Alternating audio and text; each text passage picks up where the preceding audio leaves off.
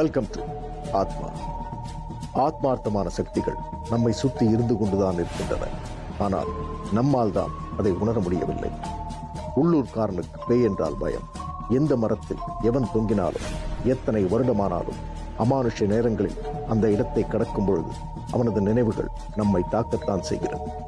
ஆகாஷ் முன் தோன்றி ஆனந்தியின் ஆத்மா கொடுத்த அதிர்ச்சியால் ஆகாஷ் உண்மையிலேயே மிரண்டுதான் போயிருக்கிறான். எதிலும் பற்றில்லாதவன் முதன்முறையாக பயத்திடம் பற்று கொண்டு விட்டான். ஆகாஷ் என்ற அரக்கனை ஆனந்தியின் ஆத்மா எப்படி பலிவாங்கப் போகிறது பார்க்கலாம். ஆனந்தி மாதிரி இல்லடா, நான் ஆனந்தியேதான்.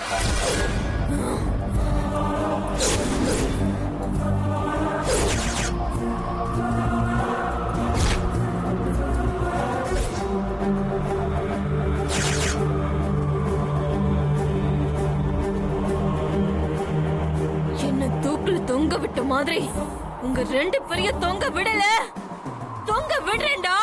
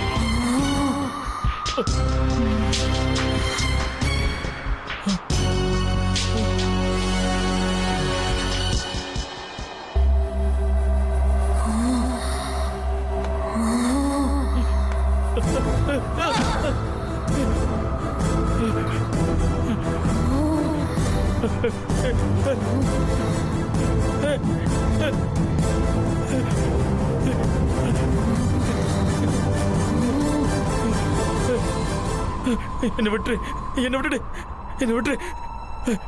எப்பவும் என் குடும்பத்தை சுத்தியே நான் இருப்பேன். யாரையாவது தொல்லை பண்ணணும்னு நினைச்ச? இல்ல இல்ல, பண்ண மாட்டேன்.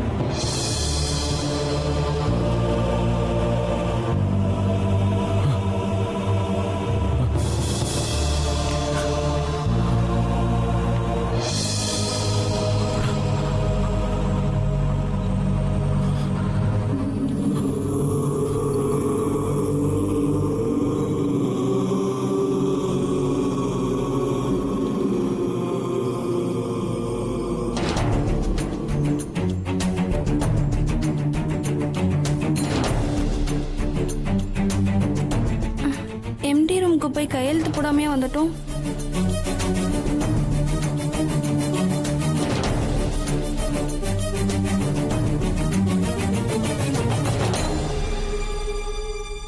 சரி, கையெழுத்து போட்டு வந்துருவோம்.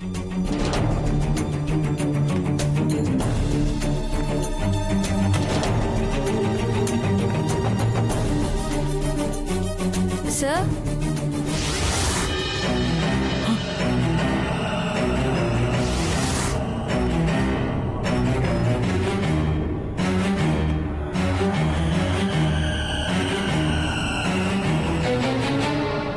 சாரி சார், ஏதோ ஞாபகத்துல கையெழுத்து போடாம போயிட்டேன். கையெழுத்தா? அதான் எல்லாத்துலயும் கையெழுத்து போட்டியே, அப்புறம் என்ன? கிளம்பு கிளம்பு.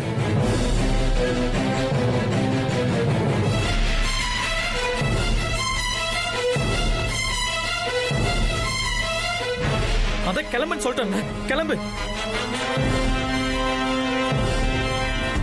கிளம்பு.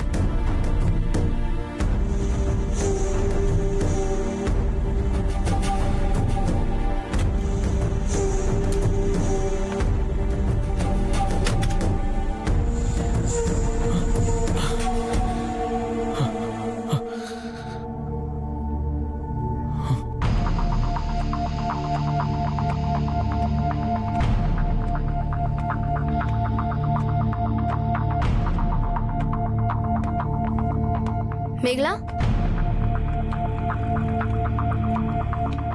என்ன மேகலா, எப்படி பேசினாரா? எல்லாம் நல்லபடியா முடிஞ்சுதா? ஆ முடிஞ்சதுக்கா. எம்டி எல்லா உதவியும் செய்யறேன்னு சொல்லிட்டாரு. அப்பாடா, நீ புத்திசாலி பொண்ணு. நீ ஒன்னும் கவலைப்படாத, எம்டி எல்லாத்தையும் பார்த்துப்பாரு. அவரை மாதிரி தங்கமானவர் வேற யாரும் இல்ல. ஆமாக்கா, கரெக்டா சொன்னீங்க. உன் தேவைகளை நீயே நிறைவேற்றிக்கணும். அப்பப்போ ஹாஸ்பிட்டல் பக்கம் வந்துட்டு போகணும், சரியா?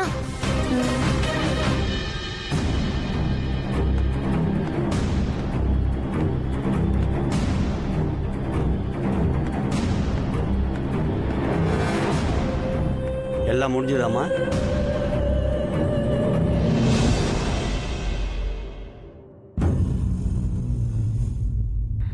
முடிஞ்சதுப்பா. சரி, வா போலாம். ம்.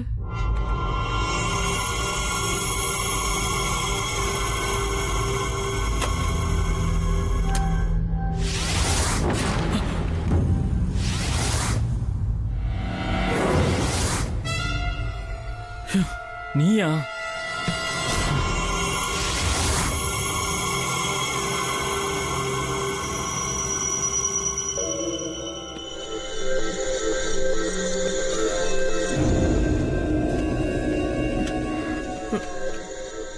ஏன் ஃபைல் எல்லாம் சிதறி கிடக்கு? உன்னதான் கேக்குறேன். ஏன் ஒரு மாதிரியா இருக்க? மேகலா கிட்ட பேசிட்டியா? பேசிட்டேன். ஆனந்தி என்ன வான் பண்ணிட்டு போயிருக்க. ஆனந்தியா? என்ன உளர்ற? வளரல, வந்தது என்னமோ மேகலா தான். ஆனா அவளுக்குள்ள ஆனந்தியோட ஆவி இருந்துச்சு. மேகலா மேல நான் கைய வச்சதும் அவளுக்குள்ள இருந்த ஆனந்தியோட கோவத்தை பார்க்கணுமே. ஐயோ, ஆனந்தி குரல்ல பேசி அவ உன்னை நல்லா ஏமாத்திருக்கா. நானும் அப்படிதான் நினைச்சேன். ஆனா நம்ம அவளை தூக்குல தொங்க விடுத கரெக்டா சொல்றாளே. அதுவும் இல்லாம அவ கண்ணோட கலரே மாறிடுச்சு. என்னடா சொல்ற? நான் இனிமே மேகலாவை எதுவுமே பண்ண மாட்டேன்னு சொன்னதுக்கு அப்புறம் தான் அவ என்ன விட்டா. என் வாழ்க்கையை கெடுத்த உங்களை பழி வாங்காம விட மாட்டேன்னு சொல்லிட்டு போயிருக்கா. அப்படின்னா அடுத்தவ என்கிட்ட வருவாளா? இருக்கலாம். எதுக்கும் நீ ஜாக்கிரதையாவே இரு.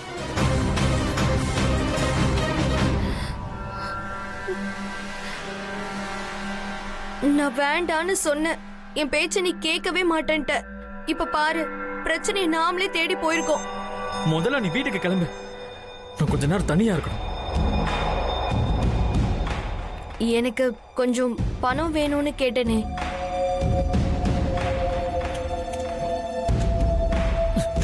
இந்தா.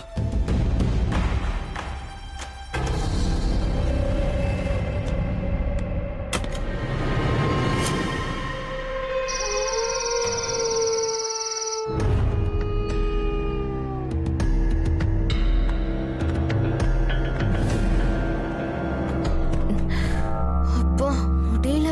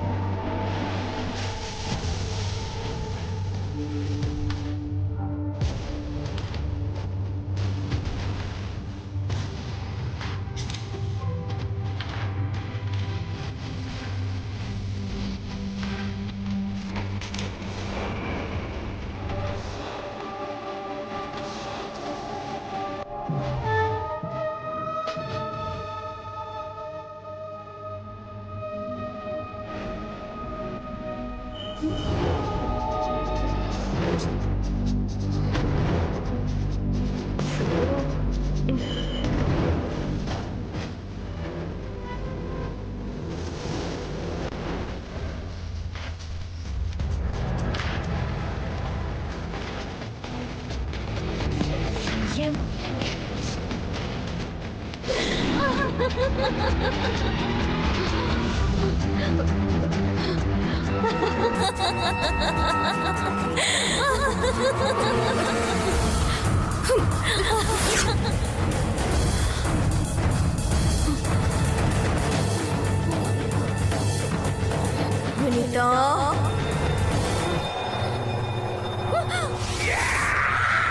பாவத்தின் சம்பளம் மரணம். பாவம் செய்தாலும் சரி, பாவம் செய்ய உடந்தையாக இருந்தாலும் சரி, தண்டனை உறுதி. அதே போல்தான் வினிதாவின் மரணத்தை நிகழ்த்தப் போகிறது ஆனந்தியின் ஆத்மா. ஆகாஷ் சொன்னபோது நம்பாத வினிதா நேரில் பார்த்ததும் தான் பயமுறுகிறாள். இனி நடக்கப் போவதை ஆனந்தியின் ஆத்மா மட்டுமே தீர்மானிக்கப் போகிறது. இறந்தவர்களின் ஆத்மா சபதம் கொண்டால் அது கொடுமை செய்தவர்களை சீர்குலைத்து விடாதா என்ன? அடுத்தவனுக்கு தீங்கிழைத்தவன் சுகத்துடன் வாழ்ந்துவிட முடியுமா என்ன? ஆனந்திக்கு முதலில் ஆகாஷ், அதன் பின் வினிதா தான். பார்க்கலாம்.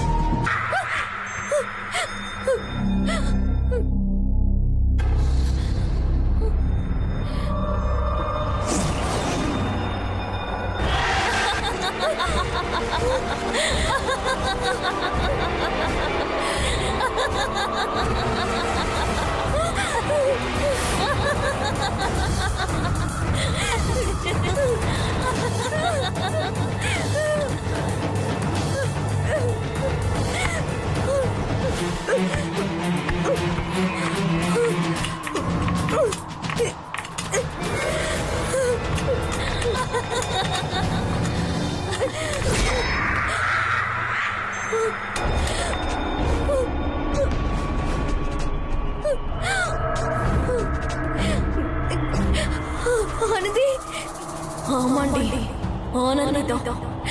என்ன ஒண்ணும் பண்ணிடாத. எனக்கு ஒண்ணுமே தெரியாது. ஆகாஷ் சொல்லிதான் நான் இப்படி எல்லாம் பண்ணேன்.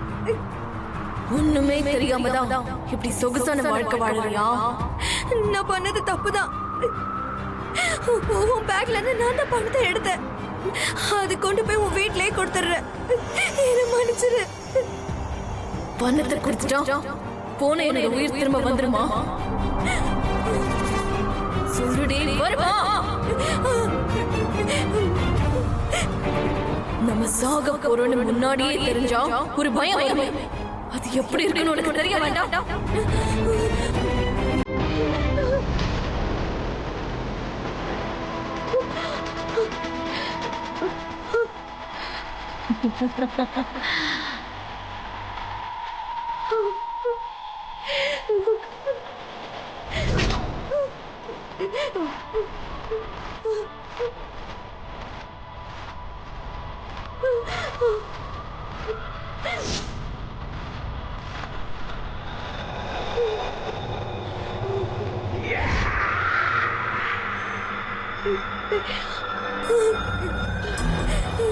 வேண்டாம், விட்டு.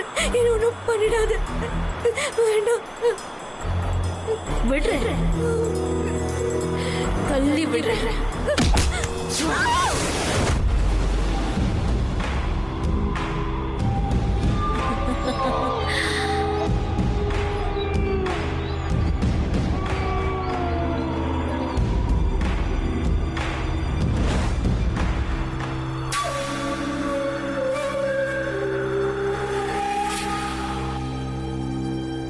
நேற்று நைட்டு வினிதா எனக்கு ஃபோன் பண்ணா.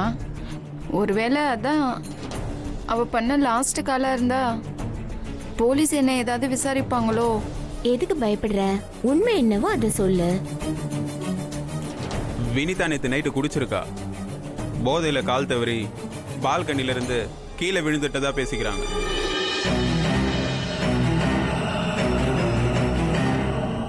Excuse me. இப்போ தானே சொன்னேன், அதுக்குள்ளே வந்துட்டாங்க பாரு. மேடம், சொல்லுங்க சார். உங்க எம்டி வந்துட்டாரா? வந்துட்டாரு சார். எங்க இருக்காரு?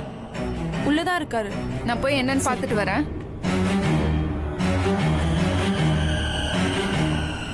ஆமா சார், உள்ளதான் இருக்காரு.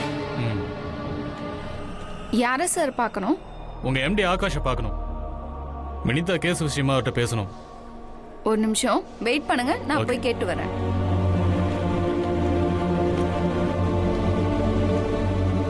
அந்த ஃபைலை கொடுங்க. இந்தாங்க சார்.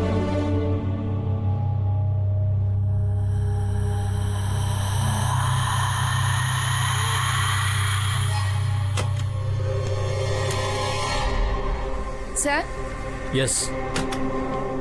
உங்களை பார்க்க இன்ஸ்பெக்டர் வந்திருக்காரு. வினிதா கேஸ் விஷயமா பேசணுமா? சரி, வர சொல்லு. Okay sir.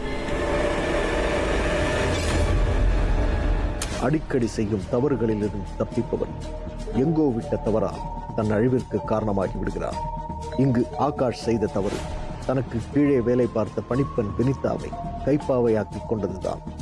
இறுதியில் அவளது மரணமே அவன் சிக்கிக்கொள்ள காரணமாகிவிட்டது. செய்த பெரிய பெரிய தவறை விட செய்யாத சிறிய தவறிலிருந்து சிக்குவது போல் சிக்கிக் கொண்டு விட்டான் ஆகாஷ். பிரச்சனை மேல் பிரச்சனை, போலீஸ் வடிவில். இனி ஆகாஷின் நிலைமை என்ன? இங்கு தவறுகளின் அஸ்திவாரமாக ஆகாஷ் இருக்கிறான். காவல்துறை அவனை கண்காணிக்க தொடங்கிவிட்டது. காவல்துறை தேடி வந்த இடம் ஆகாஷின் மருத்துவமனை. வந்தவர்களிடம் ஆகாஷ் எல்லா உண்மையும் சொல்லப் போகிறானா அல்லது மறைக்கப் போகிறானா? ஒருவேளை ஆனந்தியின் ஆத்மா ஆகாஷை சட்டத்தின் பிடியில் சிக்க வைக்கப் போகிறதா? பார்க்கலாம். நான் பேசி முடிக்கிற வரைக்கும் வேற யாரையும் உள்ள விட்டுறாது. வாங்க என்னன்னு பார்க்க. வாங்க பார்க்கலாம்.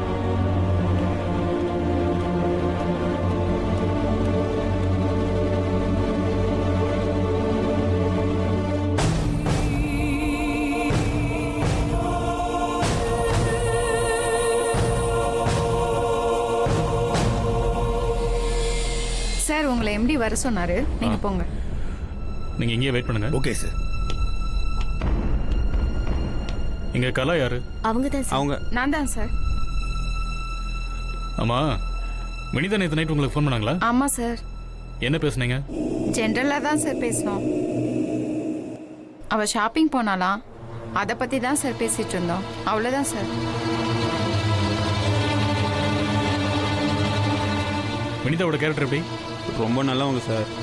எப்பவும் சிரிச்சுக்கிட்டே இருப்பாங்க. அப்பப்போ செலவுக்கெல்லாம் பணம் தருவாங்க.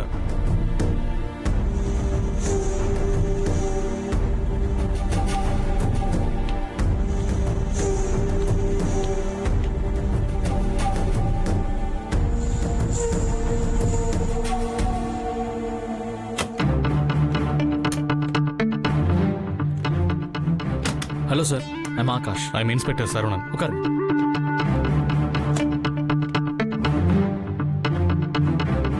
சொல்லுங்க சார். வினிதாவோட டெத்தில் சில சந்தேகங்கள் இருக்கு. கேளுங்க சார். ஆமா, நீங்க எவ்வளவு நாள் ஹாஸ்பிட்டல் ரன் பண்றீங்க? 30 வருஷத்துக்கு முன்னாடி எங்க அப்பா ஆரம்பிச்சாரு சார். இப்போ நான் பார்த்துட்டு இருக்கேன். நீங்க இந்த ஹாஸ்பிட்டல் பொறுப்பெடுத்து எவ்வளவு நாள் ஆகுது? ஆக்சுவலா எனக்கும் மெடிக்கல் லைனுக்கும் சம்மந்தம் இல்லை சார். நான் படிச்சது பிஇ. மெடிக்கல் லைன்ல எனக்கு இன்ட்ரெஸ்ட் இல்லை. அப்பா கம்பல் பண்ணதுனால தான் நான் பொறுப்பை ஏற்றுக்க வேண்டியதாகிடுச்சு. சீனியர் டாக்டர்ஸ் நிறைய பேர் இருக்காங்க, எல்லாத்தையும் அவங்க பார்த்துப்பாங்க. மற்றபடி எந்த ஸ்டாஃப் கிட்டையும் நான் அவ்வளோவா பேச மாட்டேன் சார். குட். இந்த வனிதா எப்படி? இங்கே அவங்க தான் சீனியர், அதனால எனக்கு ஏதாவது சந்தேகம் வந்தா அவங்க கிட்ட தான் கேட்பேன். எவ்வளோ நாள் இங்கே வேலை பார்க்குறாங்க? ஒரு 5 வருஷம் இருக்கும். எவ்வளோ சம்பளம்? 18,000 ப்ளஸ் அலவன்ஸ் கொடுப்போம்.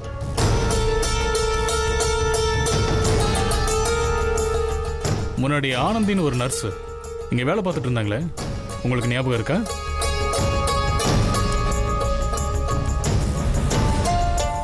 ஆமாம் சார், ஸ்டாஃப் மீட்டிங் நடக்கும்போதே ஒரு 2-3 வாட்டி பார்த்துருக்கேன்.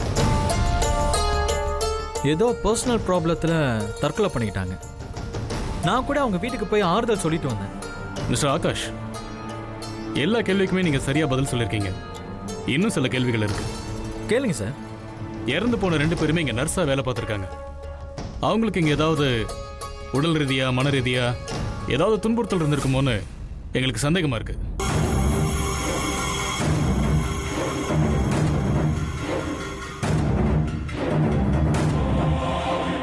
பணமும் பொருளும் மரணத் தருவாயில் ஒருவனுக்கு நிம்மதியை கொடுத்து விட முடியுமா? கெட்டவர்கள் கொலைகளையும் கொடூரத்தையும் நிகழ்த்திவிட்டு தான் அசைக்க முடியாத இடத்தில் இருக்கிறேன் என்று தம்பட்டம் அடித்துக் கொள்ளும் தருவாயில்தான் மரணம் அவர்களை சூறையாடி விட்டு செல்கிறது. ஆகாஷின் மரணம் அல்லது அவனுக்கு கிடைக்கப் போகும் தண்டனையை நாளை பார்க்கலாம். இது ஆத்மா.